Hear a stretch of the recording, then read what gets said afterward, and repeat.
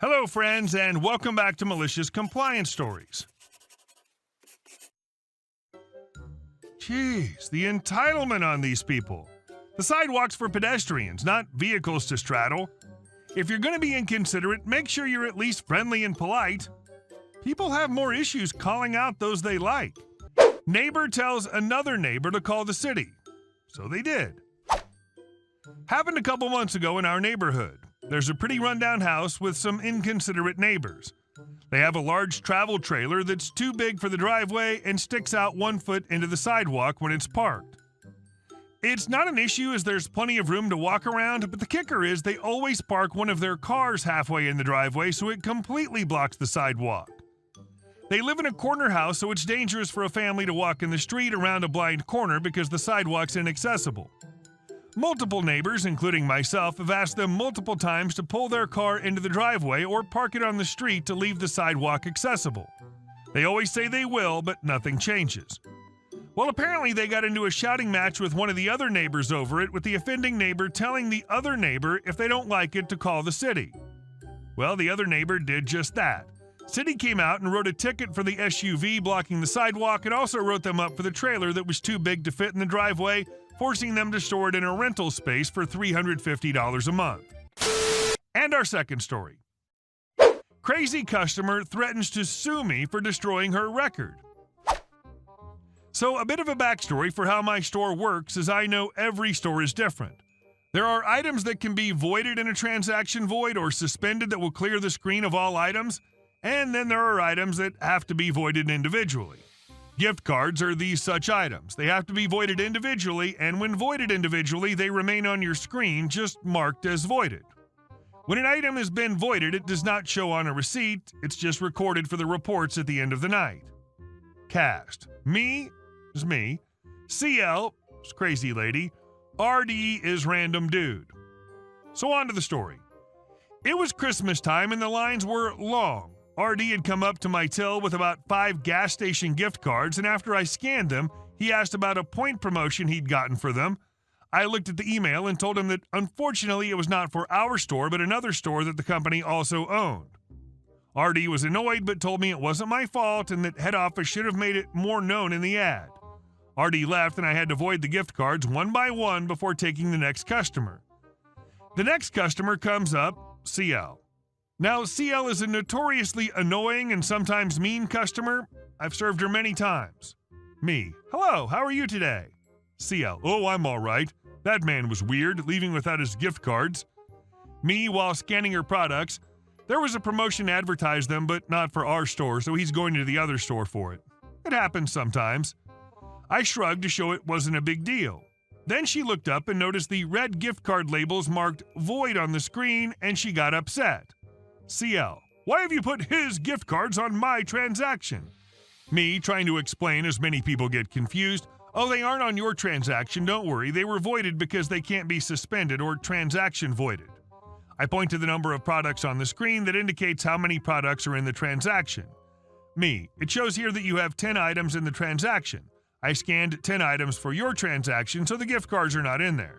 CL. No, you're going to ruin my record. I don't want his gift cards on my receipt. Me. They won't be, ma'am.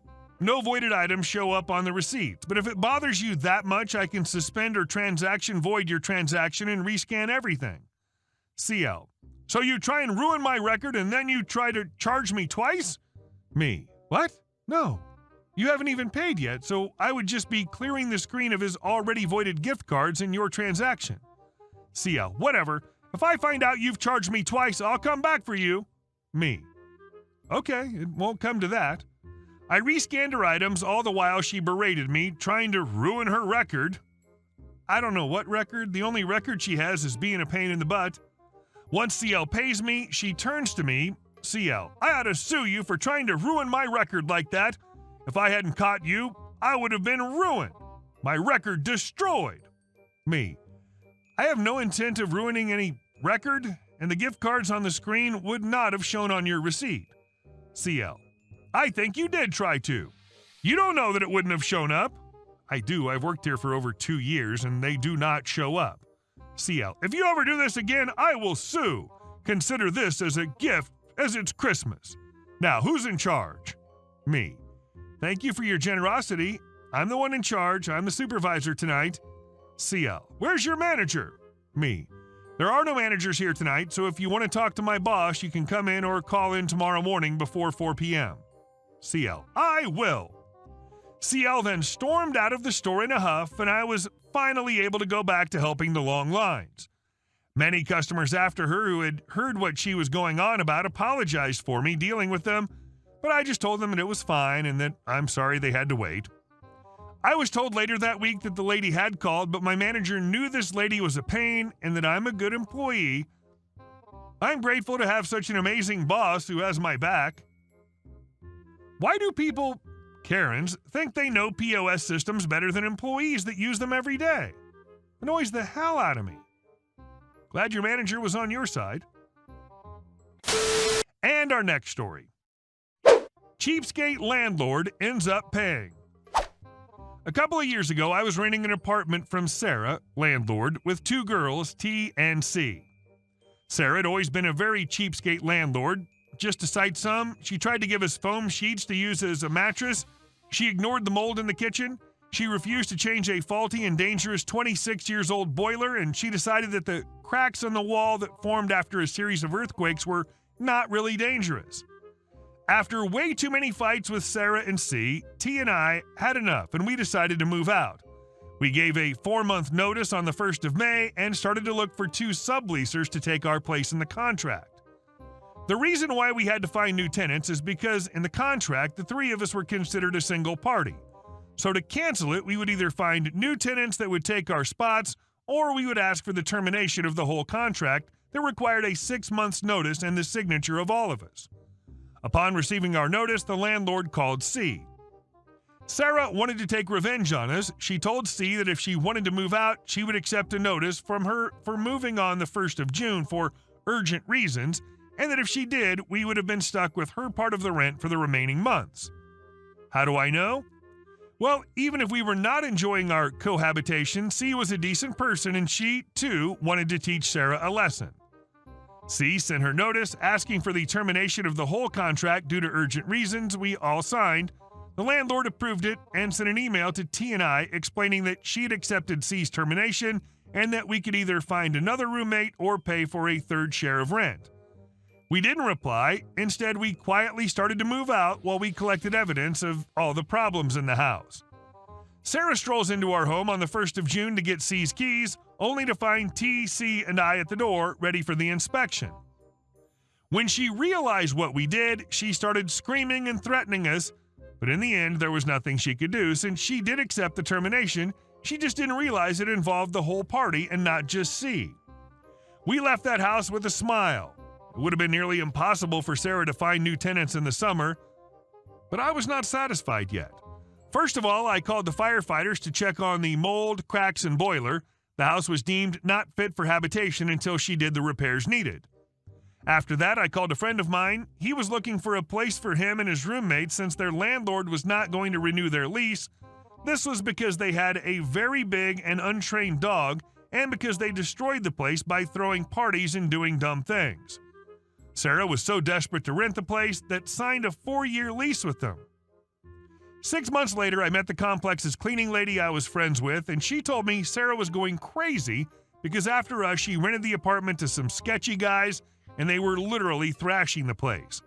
She'd started the eviction process, but in my country, it can take years to throw a tenant out. The cherry on top, they'd already broken the brand new boiler.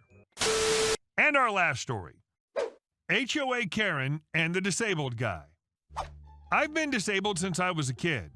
Since elementary school, I knew I wouldn't be a basketball champion, so I started studying IT. It became my hobby, and now my job. I bought land in a suburban area, a nice plot, and there was even a stream running through my yard. The only issue with this plot was its proximity to the homeowners association. I found myself as the supreme landowner in a tranquil suburban paradise with a bubbling brook, except, of course, for the homeowners association's ominous presence. Ah, the dreaded HOA, where good intentions dance with red tape. Karen, oh dear Karen, came along after that.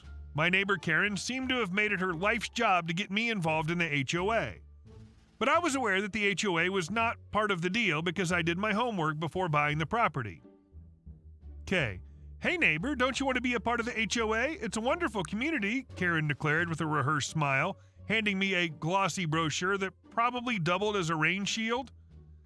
I appreciate the offer, Karen, but I'm going for that independent streamside life, I replied with a grin. K. You can't be so selfish. You have to join the HOA to make things better, first for yourself and second for all of us. I said no. As anticipated, Karen's unrelenting zeal turned into a rusty pile of retaliation. When Karen and her accomplices realized they couldn't pull me into the HOA, I guess they decided my property required a little more suburbia flavor than usual. My yard one day was covered in a collection of rusted remnants that looked like they'd been dropped off by a time-traveling junkyard. They even threatened to take me to court. However, their attempts had absolutely no effect since the land was my private property. The only thing I did was install cameras around the perimeter. I adopted contemporary culture and set up cameras in order to counter Karen's creative turmoil. Who would have thought that one day my aptitude for coding would help quell an uprising in a junkyard? Karen's machinations were met with nothing but viral-worthy video of her getting tangled in garden hoses and other hilariously awful incidents thanks to my newfound surveillance system. The real problems began when I started building a pool near my house, my aquatic refuge created to relieve back pain and add a little fitness. You see, the pool wasn't only for fun. I had no idea that Karen's hatred would reach Olympic levels as a result of this. I demand that you immediately stop this aquatic monstrosity.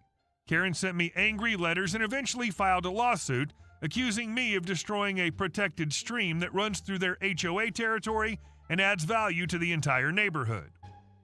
I contemplated inviting her over for a conversation by the pool, but I worried that would be too sloppy and wild for her. I assured her that the pool was not, in fact, a monster, but rather a benign addition to my garden in my incredibly courteous reply. Karen, though, wasn't having it. In her eyes, my pool was the proverbial fly in the midst of her stream value plan.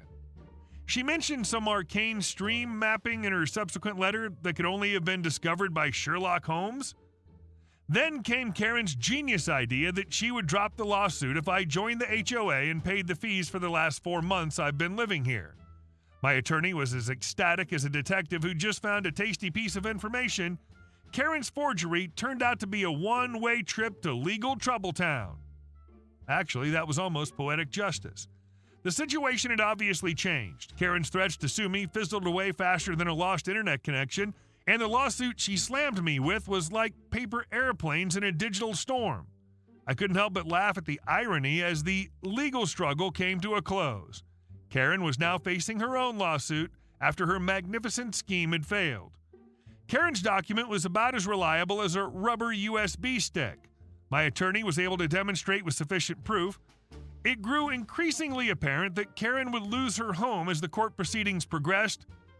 It was a nice triumph for me, the crippled IT enthusiast who just wanted to enjoy his property in peace while justice was finally catching up with her.